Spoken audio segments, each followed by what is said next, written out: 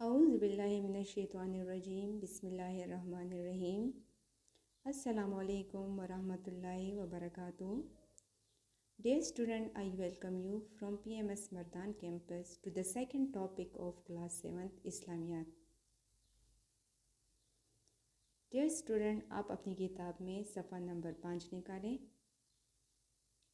جو کہ ہے ایمانیات و عبادات. اس میں سے آج ہم پڑھائی کریں گے رسولوں پر ایمان کی، اور آج ہم سمجھیں گے رسالت کے معنی، اس کا مفہوم، رسولوں پر ایمان، قرآنی حوالہ اور رسالت کی ضرورت اور اہمیت. سب سے پہلے ہم آ جاتے ہیں ایمانیات کی طرف. ایمانیات عقائد کو کہتے ہیں جو جمع ہے عقیدہ کی، اور عقیدہ کہتے ہیں گانٹھ یا گھیرا لگانا. پختہ یقین یعنی ایسا یقین جو دل میں اتر جائے اور اس میں کسی قسم کے شک کی گنجائش نہ ہو.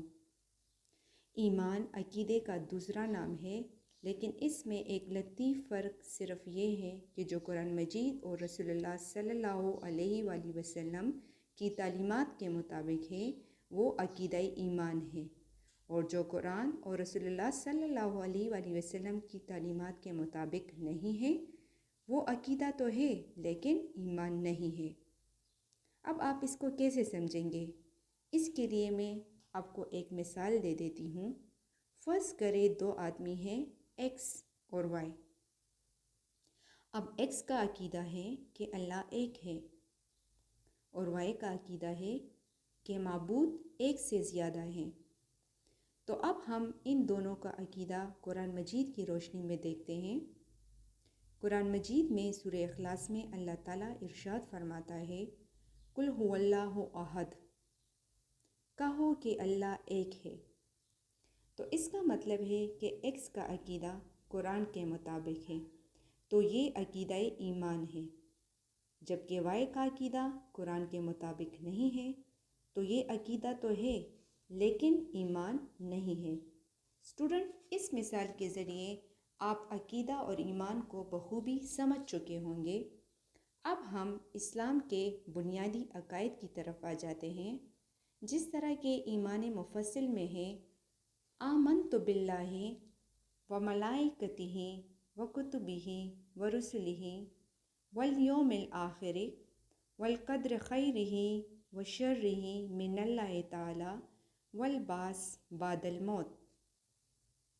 یعنی میں ایمان لایا اللہ تعالیٰ پر، و ملائکتہ اور اس کے فرشتوں پر، و کتبہ اور اس کی کتابوں پر، و رسلہ اور اس کے رسولوں پر، والیوم الآخر اور آخرت کے دن پر، والقدر خیرہ و شرہ من اللہ تعالی، اچھی اور بری تقدیر کا خالق اللہ تعالیٰ ہے، والبعث بعد الموت اور موت کے بعد اٹھائے جانے پر. اب اس میں سے اگر کوئی کسی ایک عقیدے کا بھی انکار کرے گا تو وہ دائرہ اسلام سے خارج ہوگا، یعنی کافر ہوگا.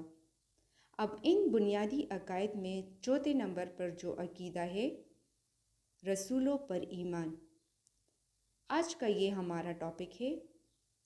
سب سے پہلے رسالت کے معنی اور مفہوم کو سمجھتے ہیں. آپ اپنی کتاب میں صفحہ نمبر 5 کو دیکھیں. عقیدہ رسالت اسلام کا ایک بنیادی عقیدہ ہے جس کے بغیر کوئی بھی دائرہ اسلام میں داخل نہیں ہو سکتا. رسالت کے لفظی معنی پیغام پہنچانے کے ہیں. رسالت اللہ تعالیٰ اور انسان کے درمیان پیام رسانی یعنی پیغام پہنچانے کے اس نظام کا نام ہے جس میں اللہ تعالیٰ کے احکامات اس کے بندوں تک پہنچائے جاتے ہیں. جس شخص کو اللہ تعالیٰ تمام بندوں میں اس ذمہ داری کے لیے منتخب فرماتا ہے اس کو رسول یا نبی کہتے ہیں. اب ہم سمجھتے ہیں رسالت اور نبوت کے درمیان فرق کو. لفظ نبی نبا سے ہے جس کے معنی ہیں غائب کی خبریں دینے والا. نبی ہر پیغمبر کو کہتے ہیں جو اللہ تعالیٰ کے احکامات اس کے بندوں تک پہنچائے، جبکہ رسول وہ ہے جس کو نئی شریعت دین کا قانون اور کتاب دی گئی ہو، یعنی ہر رسول لازماً نبی ہے لیکن ہر نبی لازماً رسول نہیں ہے۔ اللہ تعالیٰ نے تقریباً 1,24,000 انبیاء کرام علیہ السلام بھیجے، جن میں سے رسول 313 ہیں۔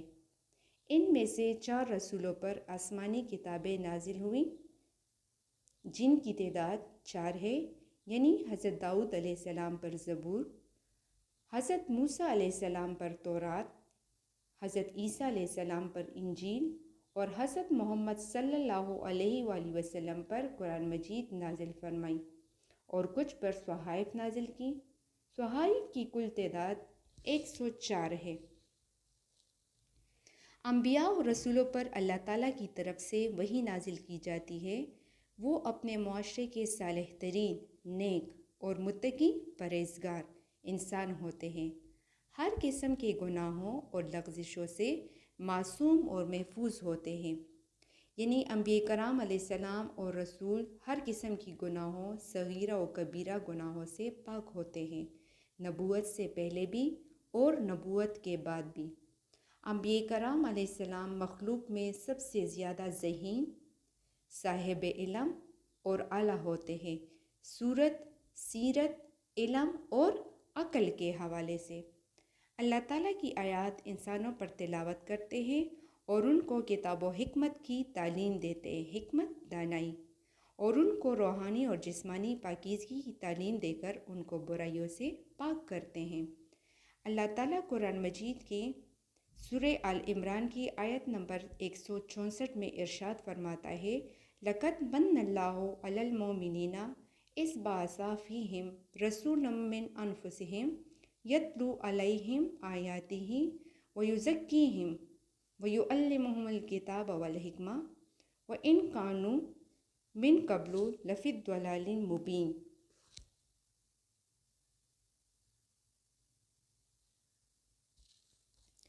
اللہ تعالیٰ نے مومنوں پر بڑا احسان کیا ہے کہ انہی میں سے پیغمبر بھیجے جو ان کو اللہ تعالیٰ کی آیتیں پڑھ پڑھ کر سناتے اور ان کو پاک کرتے اور کتاب و حکمت اور دانائی سکھاتے، اور پہلے تو یہ لوگ صریح، کلی، واضح گمراہی میں تھے۔ صریح گمراہی، کلم کلا، اعلانیہ، جس طرح کے دور جاہلیت میں عرب جوا کھیلتے تھے، لڑکیوں کو زندہ درگور کرتے تھے، شراب پیتے تھے اور بے شمار بتوں کی پوجا کرتے تھے۔ اب آتے ہیں ہم ضرورت و اہمیت کی طرف۔ اسلامی تعلیمات کے مطابق انسان کی دنیاوی اور اخروی زندگی میں فلاح و کامیابی اللہ تعالیٰ کی اطاعت اور بندگی میں ہے۔ اللہ تعالیٰ کی اطاعت اس کے احکام کی تعمیل کا نام ہے۔ اب سوال یہ پیدا ہوتا ہے کہ اللہ تعالیٰ کے احکام کے جاننے کا ذریعہ کیا ہے؟ انسان کو یہ کیسے معلوم ہوگا کہ اللہ تعالیٰ نے کن کاموں کا حکم دیا ہے اور کن سے منع کیا ہے؟ اس میں شک نہیں کہ انسانی فطرت، قدرت، پیدائش، عقل سلیم، پوری عقل انسان کے لیے اچھا رہنما ہے جس سے وہ اچھے اور برے میں تمیز کر سکتا ہے۔ تاہم بہت سے امور ایسے ہیں جن میں انسان وحی کی تعلیمات کا محتاج ہے، تو چونکہ لوگوں کو اللہ تعالیٰ کے احکامات جاننے اور اس کی عبادت کرنے کا طریقہ معلوم نہیں تھا، تو اس لیے اللہ تعالیٰ نے نبوت اور رسالت کا سلسلہ قائم کیا۔ تو آج کے لیکچر میں ہم نے عقیدہ، ایمان، رسالت، اس کا قرآنی حوالہ اور رسالت کی ضرورت و اہمیت کو پڑھا اور اس کو سمجھا۔ امید ہے اسٹوڈنٹ آپ کو سمجھ آ گئی ہوگی۔ اس کے ساتھ ہی میں آپ سے اجازت چاہوں گی۔ اللہ حافظ۔